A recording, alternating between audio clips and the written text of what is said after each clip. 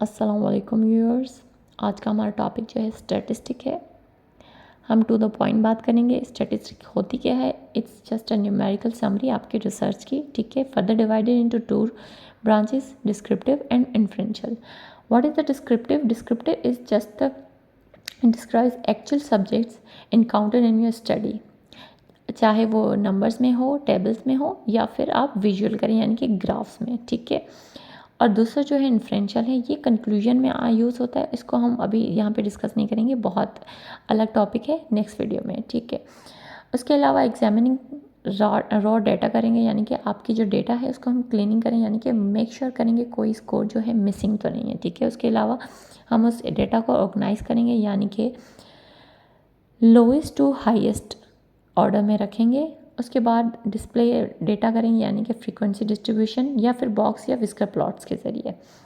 अब frequency distribution में graphs आ जाते हैं, यानी कि बार ग्राफ या हिस्टोग्राफ। अगर हम बार ग्राफ यूज़ करें दैट मीन्स कि हमारी जो डेटा है वो नॉमिनल है, और अगर हम हिस्टोग्राम यूज़ कर रहे हैं दैट मीन्स हमारी जो डेटा है वो इंटरवल, रेशियो या फ्रीक्वेंटली फॉर ऑर्डिनल रैंक, ठीक है, स्कोर। उसके बाद हम डिस्क्राइब डेटा किस तरह से करते हैं? 3 तरीके हैं हमारे पास, यानी कि सेंट्रल टेंडेंसी, वेरिएबिलिटी या फिर उसकी सिमेट्री। अब सेंट्रल टेंडेंसी में क्या आ जाता है? सेंट्रल टेंडेंसी में 3 चीज़ें आ जाती हैं। सेंट्रल टेंडेंसी बेसिकली है क्या? ये है on average where all the scores fall within the distribution, यानी कि जो आपकी डेटा है उसका एवरेज स्कोर। इसको जो है फर्दर हम 3 तरीके से कर सकते हैं फाइंड आउट, यानी कि मीन जो क्या है, sum of values divide by number of values, यानी कि आपकी जो टोटल डेटा है उसको हम सम करके टोटल से डिवाइड करें। और ये जो है मोस्टली इंटरवल, रेशियो या फ्रीक्वेंटली ऑर्डिनल डेटा के लिए यूज़ होता है, और ये आपकी मेजर ऑफ चॉइस है अगर आपकी डिस्ट्रीब्यूशन सिमेट्रिक है ये, ठीक है। हम शेप की फर्दर आगे बात करेंगे कि सिमेट्रिक क्या होती है, असिमेट्रिक क्या होती है, स्क्यूड क्या होती है, राइट एंड लेफ्ट, ठीक है। अगर आपकी नॉर्मल डेटा है यानी कि सिमेट्रिक डेटा है तो उसके लिए हम मीन यूज़ करेंगे, और अगर आपकी डेटा असिमेट्रिक है यानी कि स्क्यूड है या लॉपसाइडेड है तो उसके लिए हम क्या यूज़ करेंगे? मीडियन। अब मीडियन होता क्या है? ये है आपकी डेटा की द मोस्ट मिडल वैल्यू। अगर मिडल वैल्यू में 2 वैल्यूज़ आ जाती हैं तो फिर हम क्या करते हैं? उस 2 वैल्यूज़ को सम करके 2 से डिवाइड करते हैं। इस तरह से हम मीडियन फाइंड करते हैं अगर आपका मीडियन 2 नंबर्स आ रहे हैं, ठीक है। ये भी उन्हीं तीनों के लिए यूज़ होता है। और फिर आ जाता है मोड, जो हमारी नॉमिनल डेटा के लिए यूज़ होता है, लेकिन आप इसको बाकी जो रिमेनिंग 3 है उसके लिए भी यूज़ कर सकते हैं। अब मोड होता क्या है? मोड क्या होता है? It's the most frequently occurring score in distribution, यानी कि आपके डेटा में कौन सा नंबर कितनी दफ़ा आया है उसको हम मोड कहते हैं।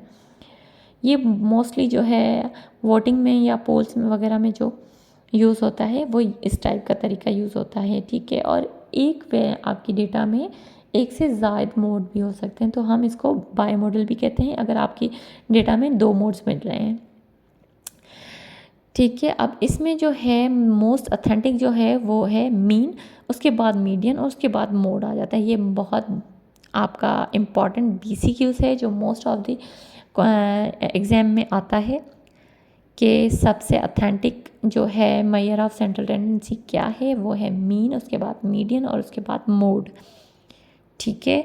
उसके बाद वेरिएबिलिटी आ जाती है। वेरिएबिलिटी को क्या हम कहते हैं? स्कैटर या फिर डिस्पर्जन, यानी कि जो आपकी जो डेटा है उसकी वैल्यूज़ जो है वो सेंट्रल लोकेशन से कितनी डिस्पर्स हुई हैं, ठीक है। अब वेरिएबिलिटी क्या है? एक टाइप का एरर है, यानी कि जितनी अगर आपकी डेटा की वेरिएबिलिटी बढ़ेगी आपकी कंसिस्टेंसी रिसर्च की उतनी ही कम होती जाएगी। और इसको हम मेजर करने के लिए भी 3 तरीके हैं, जैसे सेंट्रल टेंडेंसी के थे उसी तरह से यहाँ पे भी डिस्पर्जन के भी 3 तरीके हैं। स्टैंडर्ड डेविएशन ये जो है मोस्ट कॉमनली यूज़ होता है इंटरवल और रेशो मेजर्स के लिए, और मेजर ऑफ चॉइस है अगर डेटा सिमेट्रिक है जस्ट लाइक मीन, ठीक है। और ये जो है मोस्ट कॉमनली यूज़ होता है मीन के साथ, और जो इसको हम square root of the average square deviation from the mean भी कहते हैं। इसकी वैल्यू जो है आपको स्क्वायर रूट में मिलेगी। इट इज़ द एवरेज और summary of individual deviation from the mean, यानी कि वही मीन क्या होती है? सेंट्रल टेंडेंसी, और सेंट्रल टेंडेंसी से वैल्यूज़ आपकी जो है डिस्पर्स कितनी हुई हैं उसको हम फाइंड आउट करते हैं स्टैंडर्ड डेविएशन के थ्रू, ठीक है। अब इंटर परसेंटाइल क्या हो गया, ranges that contain a certain percentages of the scores. ठीक है। मेजर ऑफ चॉइस, अगर आपकी डेटा जो है असिमेट्रिक है, जैसे वहाँ पे मीडियन थी, यहाँ पे इंटर परसेंटाइल्स हो गए, commonly use with the median. और the third one is range, largest and smallest value of distribution, जिसको हम रेंज कहते हैं।